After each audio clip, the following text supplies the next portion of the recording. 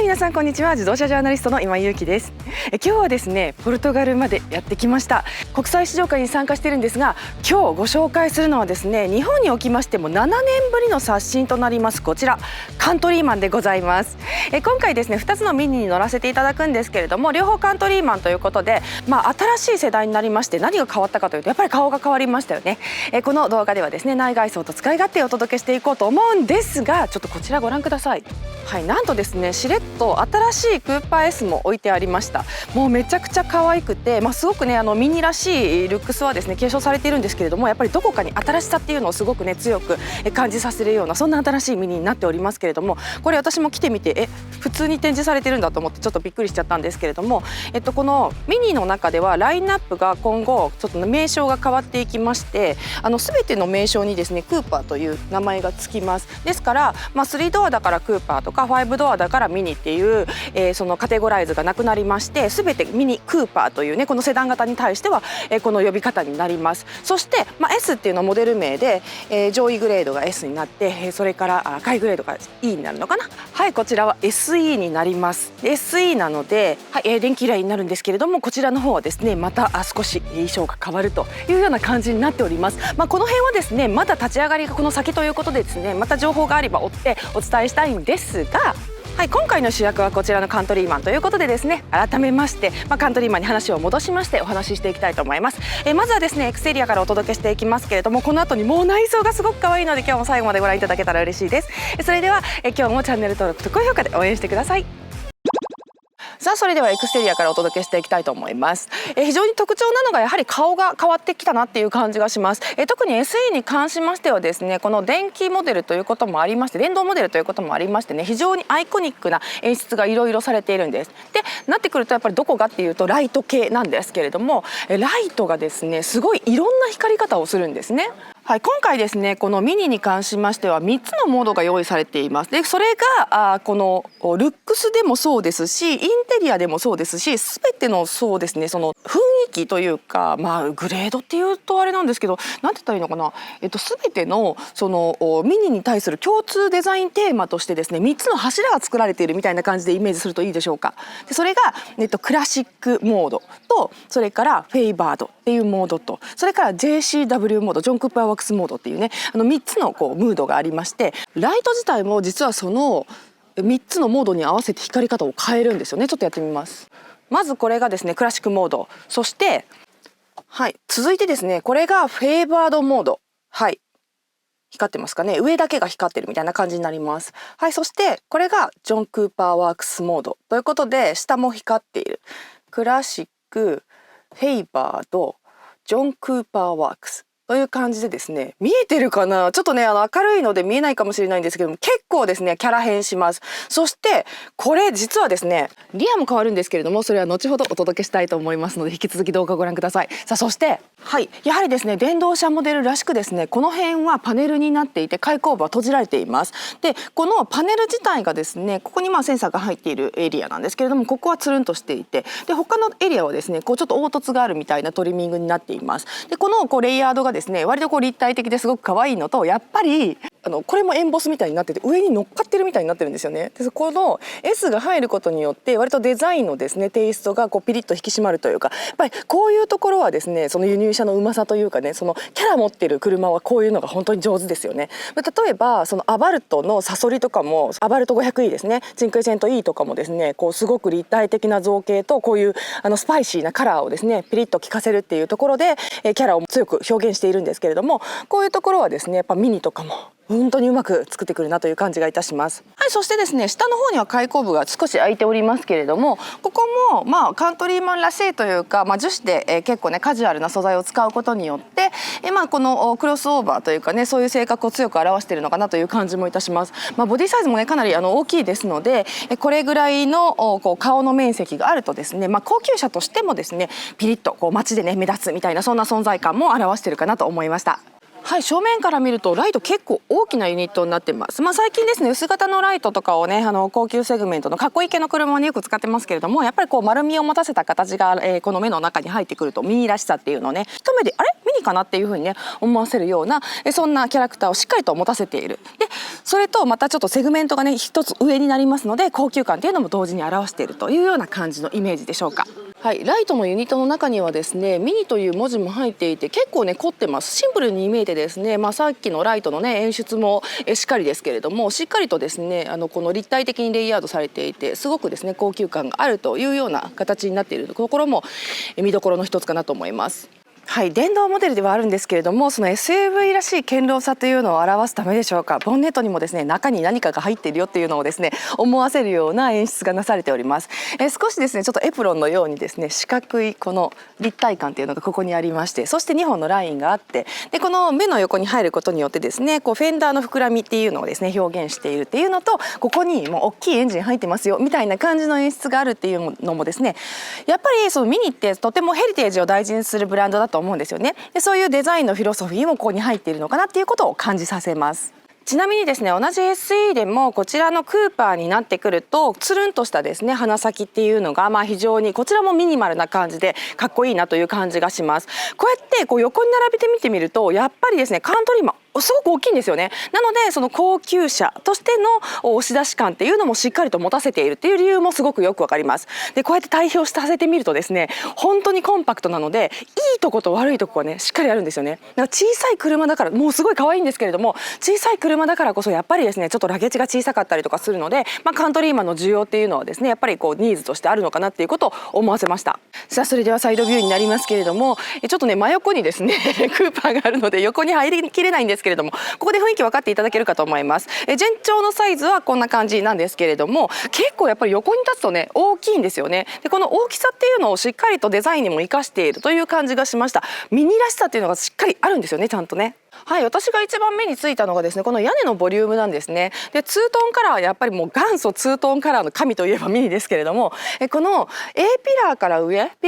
をですね黒にすることによってこのツートンカラーのコントラストの強さっていうのをですねすごく強く表していて、それがデザイン的なこう視覚的にねデザインがパッと目に入ってくるっていうような感じの印象を与えるわけなんですけれども、中でもその屋根のボリュームが結構大きいんですよ。で今回カントリーマンなのでルーフレールもついていて余計にここが大きな部分を占めているんですね。なのでこうボディカラーとこっから上のツヤ黒のコントラストがすごく強くて、すごくですね見た目にやっぱり可愛いなっていうことをねピュアにそういう風に思えるなっていうことを思いました。でミラーも丸くて黒くてですねここも高級感とそれから可愛さっていうのをですね同時に感じさせる部分かなと思います。ドアのショルダーのところはですね丸みを持たせていて、真ん中からですねこうパンパンに空気を詰めているっていうような感じを表していますね。このショルダーのところがなだらかに落ちていて、優しさというのを感じさせる部分です。なんですけれどもこの下のところにピリッとね、こう線を持ってくることによってやっぱり走りとかそれからこう下のボリュームっていうの接地感みたいなところをね感じさせているのと、あとこの下のところは樹脂を使っておりますのでカジュアルっていうことを、感じさせますね。やっぱカントリーマンらしいキャラだと思います。でちょっと面白いのがこのミラーの手前のところにですね縦のラインが入ってるんですよね。でこれでこう縦圧というかですねこのドアの縦のラインっていうのを、ちょっと視覚的にですねアピールするのかなというような感じがします。だからこういうラインが入ってるんですよ。ここからだと見えやすいかと思うんですけれども、これかなりですねあんまり他のメーカーでは見ない演出ですので面白いなと思いました。でリアフェンダーのところにですね1本線が入っていることによってここもですねリアの張り出し感っていうのを表しています。はい、そしてタイヤホイールなんですけれども、その前にですねこのフェンダーアーチのところなんですけれども、ここがちょっとねつぶつぶのこれはですねグリルというか、前のですねそのグリルのカバーになっているところですね、ここのところと同じ線みたいなね感じの丸いラインみたいな感じのやつがですねたくさん入ってるんですけれども、ここも珍しいですよね。この中に衣装をねいろいろつけるっていうことは本当ミニ以外はできないんじゃないかなと思いますので、こういうところはですね国産のコンパクトカーとかもデザインソースとしてヒントになる部分かなというふうに思います。だから例えばちょっとこれをいろんなアレンジをしてちょっと横長の水玉にしてみるとか、例えばねスターの柄にしてみるとか、そういうねいろんなアレンジができそうで、なるほどねこういうことやるんだみたいなことを思いながら私は見ておりました。はい、そして改めましてタイヤホイールです。こちらの方はですね、やっぱりこうミニの上手さっていうのはこうホイールのデザインが割とクラシックであることによって結構先進的なカーデザインを持ってきても、そのトラッドな印象を崩さないっていうところはねすごくあると思うんですよね。なのでこのスポークも結構太めでがっちりしていて、そして2色の展開になってます。切削面とペイントがうまく分かれてるんですけれども、切削面のそのシルバーのところを結構多く見せることによってクラシックな感じのね印象を持たせているっていうところも私はユニークだなと思いました。けどタイヤ薄いですよね。これはちょっと走り味が気になります。XL 入ってますけれども、245の33の21インチ。なんかもうちょっとちっちゃく見えましたけれども21インチ入ってるんですね。すごい。なのでちょっとこれは気になるところですね、走り味に関してはね。で試乗モデルに関しては多分これは展示車なので21インチがオプションになってるかな、20インチがベースかなっていうふうにも思うんですけど、いや19かな。いやそれちょっと確認しますけれども、試乗車の方は違うタイヤが入ってる可能性がありますので、ぜひですね試乗編もご期待いただけたらと思います。はい、そしてここにですねオール4のロゴが入っているのと、ちょっとユニオンジャックをですねアレンジしたような柄が入っています。この D ピラーに仕掛けというかデザインの一つのアイコンを持ってくるっていうのは割とこう BMW2 シリーズ前の2シリーズとかからなX2 であったかなっていう感じだったんですけれども、ここにこう何かデザインのモチーフを持ってくるっていうのは最近の欧州のトレンドでもありますけれども、このようにですね四角いボディの中にこれが入るとまたちょっとですねアニメチックで可愛くなってるなっていう感じもします。でオール4、4駆モデルですけれどもオール4の文字も入っているのと、このグラフィカルなねこうちょっとアーティーな絵が入ることによって一つアクセントになっているというような感じですね。だからボディが大きいからここにアクセントがあると割とこうリアの方にですね視覚的な荷重が、移動してすごくですね後ろの落ち着き感っていうのを表す一つのファクトになるのかなと思って、それも面白いなと思いました。ここから見るとこのリアのボリューム感が想像以上に可愛いんですよ。もうすごくここがですね、前から見ると割と四角い印象なんですけれども、ここから見るとですねこう上のキャビンが狭まっていて、そしてこのリアのフェンダーが、リアエンドに向けてですねお尻がプリッとこうね張り出しているような感じにも見えて、すごくですねグラマラスな印象も受けます。さあそれではお待たせいたしました、リアビューでございます。やっぱりですねフロントと同様ライトの表情が3種類に変わるという感じですね。クラシックとそれからフェイバードとジョン・クーパーワークス、それをまず光らせてみたいと思います。お待たせしました。はい、まずはですねこれがクラシックモードです。はい、クラシックモードはですねおなじみになりましたけれども、ミニがですねアイコンになっているユニオンジャックを左右でこう分かれたみたいな感じで、本当にクラシカルな感じで光ります。そしてフェイバードはこんな感じでですね、上下がちょっとユニオンジャックから離れてですねこう分かりやすく視覚的にですね普通のライトみたいな感じで光るという感じですね。で最後ジョン・クーパーワークスなんですけれども、これもまた強いラインを使っていてですね、左右にちょっとなんだろうな、そのフェイバードとクラシックの間ぐらいの感じで光らせるというようなイメージですね。はい、ブレーキ踏んでみます。はい、真ん中のモードのフェイバードはこんな感じです。はい、そしてクラシックこんな感じです。ブレーキ踏んでます。はい、それではねウインカーつけてみたいと思いますけれども、はい、クラシックでのウインカーはこんな感じ。はい、フェイバードのウインカーこんな感じ。はい、そして、ジョン・クーパーワークスモードはこんな感じです。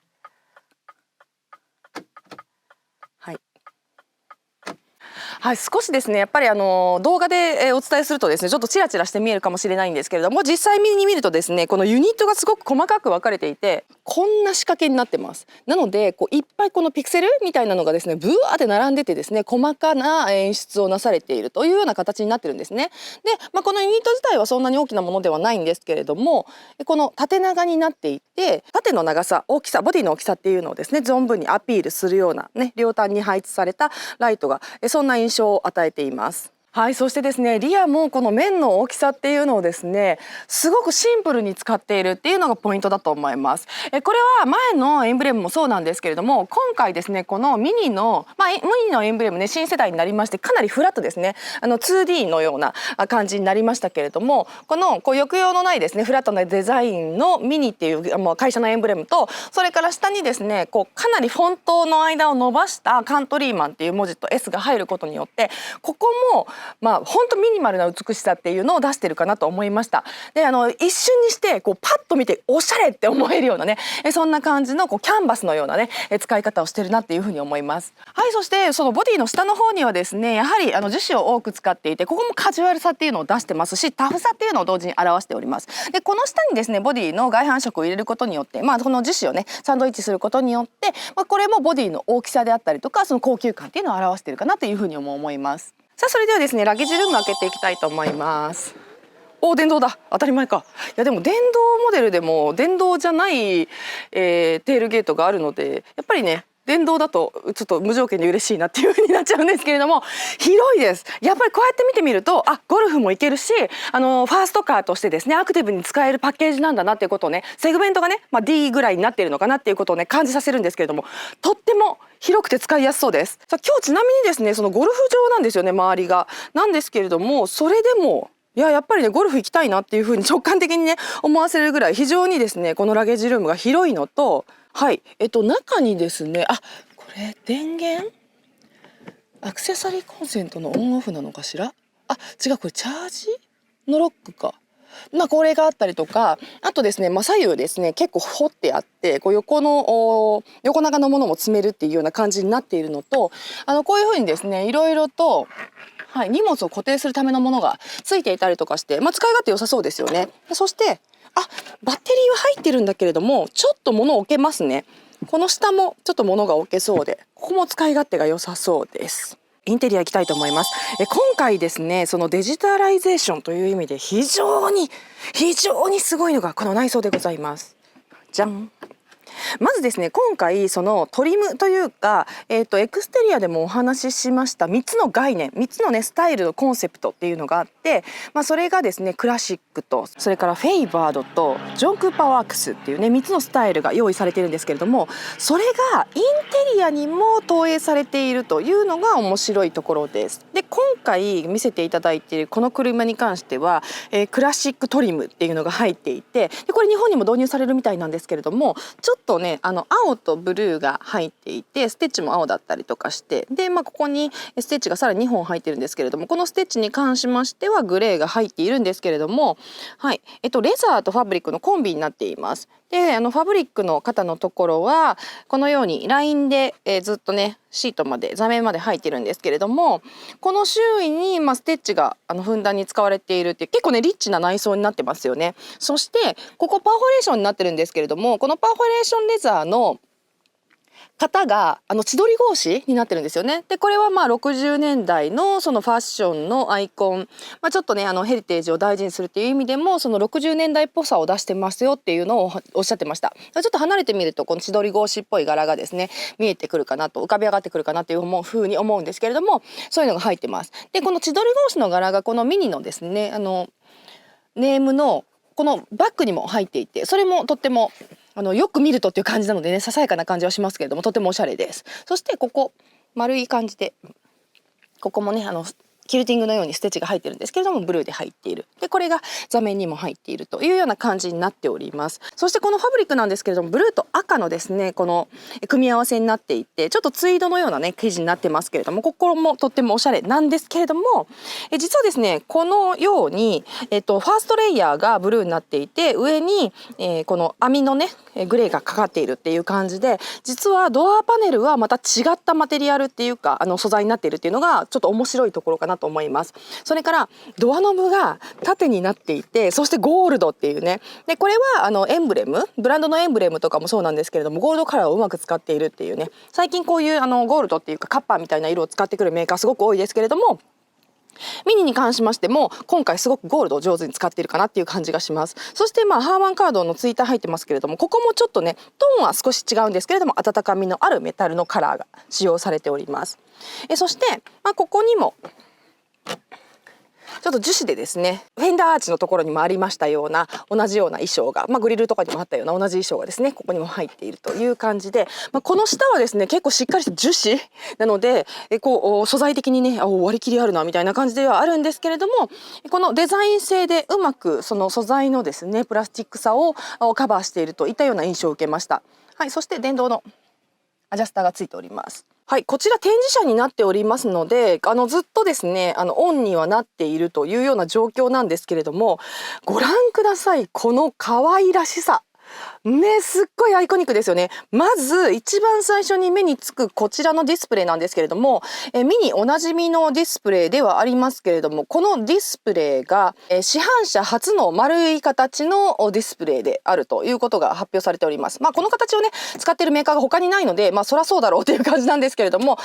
でも本当に時代を経てね、こう丸型のインターフェースって歴代ミニは使ってきてますけれども、時代によってはその丸いねトリムの中に四角いこうインターフェースを無理やり入れたみたいな、ナビ画面を無理やり入れたみたいな時代もありましたので、この時代になるとこんな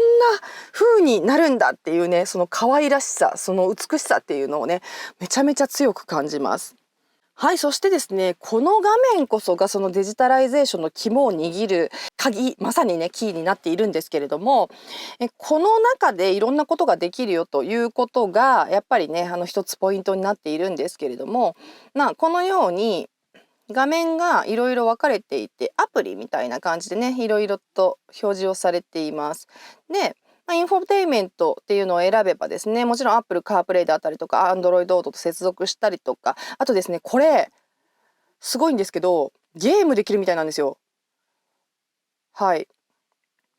でこのゲームなんですけれども、Bluetooth の、こうゲームのコントローラーを接続すると、ゲームのその、もちろん待ち時間ではありますけれども、ゲームの画面を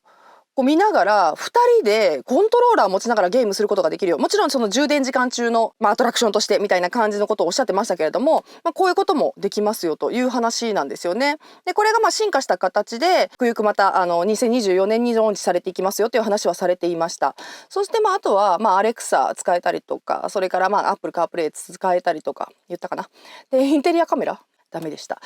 その ID とコネクトすればできていくっていうことが今分かりましたので、割とこうセキュリティ性の強い機能であるっていうのは今ちょっと分かりましたね。で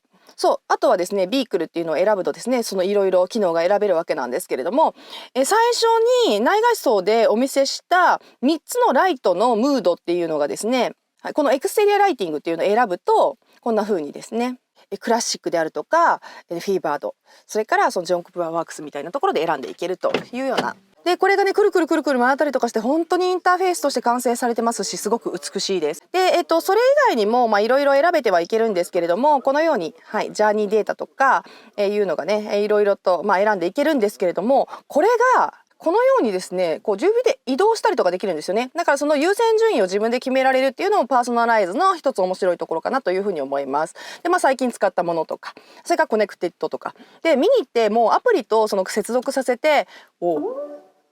今ですね、ミニが。音声のね認識の AI が入りましたので、これも第9世代の特徴なんですけれども、話しかけられるというような機能も、音声で話しかけられるという機能もつきました。で、ちょっと話飛びましたけれども、すでにですねそのアプリと接続して使うっていうのを結構ミニは早い段階からやっていて、スマートフォンとね連携させるっていうのを早い段階からやってきていて、アプリに対応している世代のミニを使っている人はですね、もう本当にほとんど 90%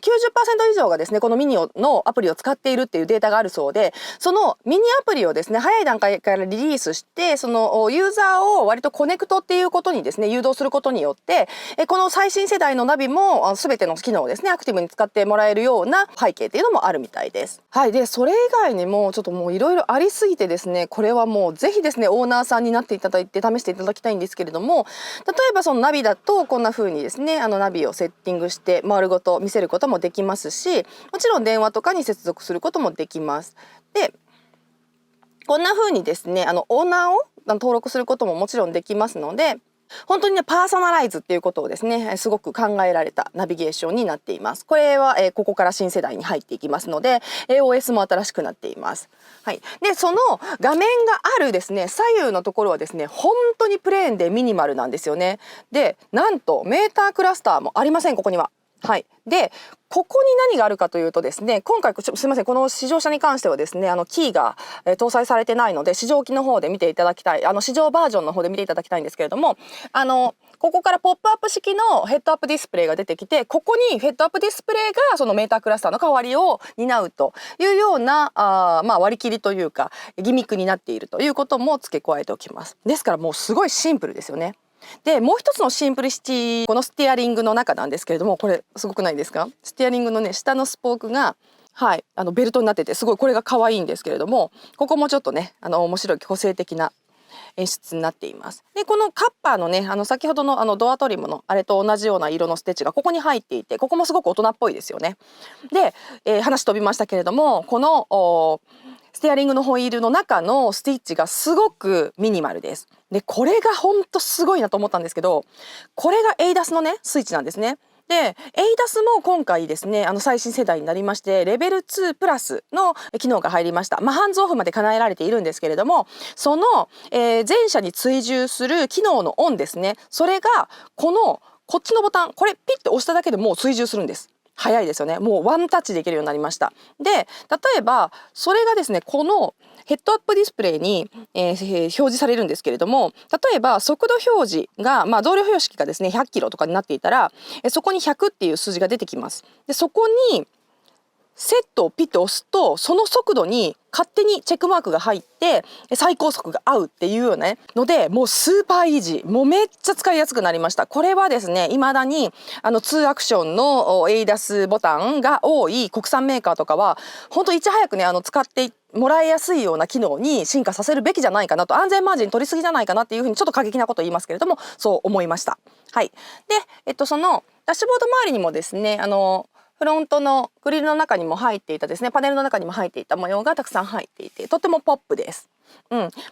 でこちらはエンタメ系のねボタンになってますけども、ここもすごくシンプルですね。さらにですねミニといえばこの辺にそのメタル系のスイッチがですねたくさん入っていたっていうのもオーナーの心をギュッと掴むポイントだったんですけれども、なんとこれがシフトのレバーね、これがトグル式になりました。そしてこれがスタータースイッチなんです。こうやって見ると分かりますかね。はい、このようにスタートストップっていうのが書いてあって、これをひねる形になりました。はい、そうするとスイッチがオンになるというか、スターターがオンになるんですけれども、これは、ガソリンエンジンバージョンもそれからこの電気バージョンも同じ起動になります。でこれがシフトですね。で下に押し下げるとドライブ、上に上げると、ニュートラル、それから、リバースという形になっていきます。でパーキングはここを押せばいいという独立したボタンがねパーキングだけは与えられている。でこのエクスペリエンスっていうですねトグルスイッチなんですけれども、これを押すとですね、はい、このようにドライブモードが変わっていくんですね。ですごく面白いんですけれども、一番最初はですねデフォルトはこのコアっていうところになってるかな、いやキープされたような気がするな、メモリ機能があったような気がしますけれども、とにかくですねいわゆるですねはい、ミニといえばのゴーカートモードですよ。これを選ぶとはい、こんな風にですねメーターがフーフーっていう声と一緒にメーターが大画面表示になりまして、でここでですねアクセルレスポンス、それからステアリングのトルク、マッピングですねなどが全部変わっていきます。でこれを変えていくとこのコアっていうのとかが間に入ってるんですよね。でこれ何かというと、やはりメーターももちろん変わるんですけれども、これはドライビングモードが変更されるわけじゃなくて、このようにですねインターフェースが変わるのとサウンドが変わるって言ってましたね。なので、実際問題そのドライビングに関するその動的な性能は変わらないんですけれども、こうやってこう目に見えるそのアート的なねそのガジェット壁紙変えるみたいな感じの楽しみっていうのをですねドライブモードの隙間に入れ込んでいるんです。でグリーンはもちろんエコモードなので、これに合わせるともちろんインターフェースもグリーンに変わりますけれども、アクセルレスポンスも緩やかになると。それから音もねちょっと静かになるというような感じです。でこれさらに押し下げますとビビットになってて、でビビットはドライブモードには何も変更がなく、ただ単にこんな感じでですね音楽を楽しむようなモードになったりとかしていくというようなモードですね。はい、そしてタイムレスっていうのがですねこれもでもドライブモードには関係ないからはい、ちょっとクラシックな感じのねメーター表示になるんですけれども、ここもそのドライブモードの変更なくその壁紙として楽しんでもらうっていう一つのモードになってます。はい、そしてこの下がパーソナルですね。いわゆるインディビデュアルというかね、お好みモードになっていて、いろいろと自分の好きなやつに変えていけるよというような感じなので、ここでですねピクチャーを自分で入れたりとかもすることができると、こういう感じで、はい、入れたりすることもできるみたいです。はい、でバランスモードで、こうなると今シートが動いた。シートのランバーサポートがすごく動きました。でこのシートのランバーサポートがすごく動いているので、マッサージだ。マッサージしてる。わかんないですね座ってると結構強くマッサージされてるんですけれども、ちょっと分かりにくいんですけれども、マッサージされております。そしてで最後、トレイルモード。これはですねカントリーマンにだけしか入ってない機能なんですけれども、いわゆるですねオフロードモードですね。でこのメーターも変わりますし、それから、ちょっとマッピングというか、そのちょっと伝達のね緩やかさみたいなのも変わっていくというモードになっています。でこういうねこれは、その OS9 の、OS9 って言うとあれだな、オペレーティングシステム9の、担当者と昨日ディナーがあったんですけれども、その人とお話ししてたら、今回というか、本当にいろんなトライアルをしている最中なんだと。で、最終的にはこの統合制御によってもっといろんなことをやっていきたいし、サードパーティーが加入してきてアプリが増えていったりとか機能が増えていくことを喜びたいんだけれども、今とりあえずできることを全部注ぎ込んで、こういうのあるよどうっていうのをやっていきたいんだと。で、サブスクリプションとかで、アートを買ったりとかして、ここに表示したりとかすることもしたいんだよみたいな話もされていたので、今後このですね OS9 が10、11とかになっていくに従って、もっとやれることも増えていくし、セキュリティがもっと上がったりとか、そういうことも期待できるかなというふうにも思います。X2 とかはこの階層がもうちょっと深くて、ちょっと同じシステムではあるんですけれどもアプローチが違うので、そういうところもすごく面白いなっていうふうにも思いました。これは非接触充電です。こっちを向けてちゃんとガードがあってですね、分かりやすいように置けるよという非接触充電が入りまして、傾斜はついているんですけれども、ここでちょっとガードになっているかなというような優しい作りになっております。そしてここ物入れ、ドリンクホルダー、そしてこれですよね。見に行ってこういうね、ここのコンパートメント取ったり外したりいろんな、アフターパーツが付けれるんですけれども、これがすっごい可愛くて、ほらお弁当箱みたいになってるんですけれども、もうこれこのままカバンにして出しても売れるんじゃないですかってつい言っちゃいました。本当に可愛いですね。こういうの本当上手ですよね。でこういうのがあって、その後ろにですね USB のタイプ C が2つと、それからシガーソケットがついているというような形になります。さあそれではですねリアシートいきたいと思います。はい、リアシートなんですけれども、今回やっぱりねそのボディサイズの利っていうのをすごく感じるんですけども、非常にそのボディのサイズがたっぷりしているので、高級 SUV としてもですねしっかりとファーストカーに耐えうる広さっていうのをね、ちょっと叶えているような気がします。これは今日一緒に乗った X2 とプラットフォームを共有して iX2 とですね、プラットフォームを共有してるんですが、なんかミニの方が広く感じるんですよね。これこそデザインとかそのパッケージの利っていうのをねすごく感じますけども、はい、そしてオール4ですね。この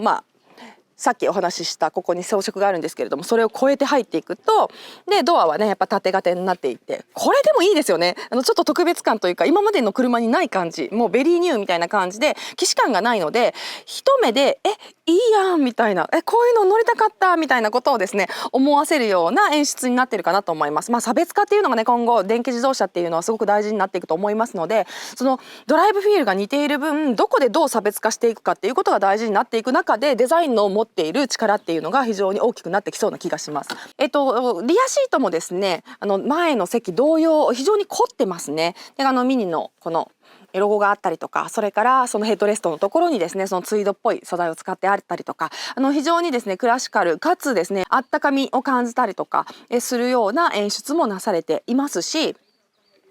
それでいてですね高級感もちゃんと感じさせる、この千鳥格子のですねパーフォレーションレーザーとかも後ろにちゃんと入っております。はい、そして足元広いですね。電気自動車なので下にバッテリーが入っているので少しですねフットボックスは浅いですけれども、逆にこの浅い方が私は足がプランってならないからいいかなと思ってるんですけれども、こんな風に普通に乗り込めます。はい、実際に乗ってみるとこんな感じです。いかがでしょうか。すっごい広いですよね。わかった。X2 はですねやっぱりシュリンクされてるんですよね。クーペ SUV なので、リアに向けてのこのルーフラインが傾斜している分少しやっぱり屋根が高いんだ。そうだ、全高が高いんですねこのカントリーマンの方が。なので、非常に広く感じますね。で乗り込みも容易です。非常にそのファミリーコンシャスというか乗っていてですね使いやすい家族に優しいパッケージになってるかなっていうふうにも思います。でシートベルトしてもこんな感じね。膝前も結構たっぷりしてます。あれなんかどう考えても広く感じるな。本当に十二分にファーストカーとして役に立つサイズ感ですね。ゆったりと車内で過ごせるっていうところは、かなりのメリットになってくるかなと思いました。シートもねしっかりとこう背中が掘ってあってパホッとね体がこう落ち着くような、いや思った以上に居住性が高くてびっくりしてます。はい、というわけで今日はですねポルトガルにて開催されました国際試乗会におきましてこちらのミニカントリーマンをご紹介してまいりました。カントリーマンに関してはクーパーという文字がつかずにカントリーマンという名称になりますのでちょっと覚えるのにややこしくはありますけれども皆さんぜひですねこちらの方も覚えていただきまして今後ラインナップがねずらずらずらっと揃ってきます。このカントリーマンから始まってクーパーあってクーパーの5ドアもあってそれからエースマンですね。以前私の動画でお届けしましたエースマンのコンセプトモデルがですね EV 専用モデルのクロスオーバーとしまして、クラブマンの代わりに入ってくるみたいな感じのイメージなんですけれどもこちらも展開されていきますので皆さんぜひですね今後のミニにご期待いただきたいというふうに思います。それでは今日も最後までご覧いただきましてありがとうございました。チャンネル登録と高評価で応援してください。自動車ジャーナリストの今井ゆきでした。バイバイ。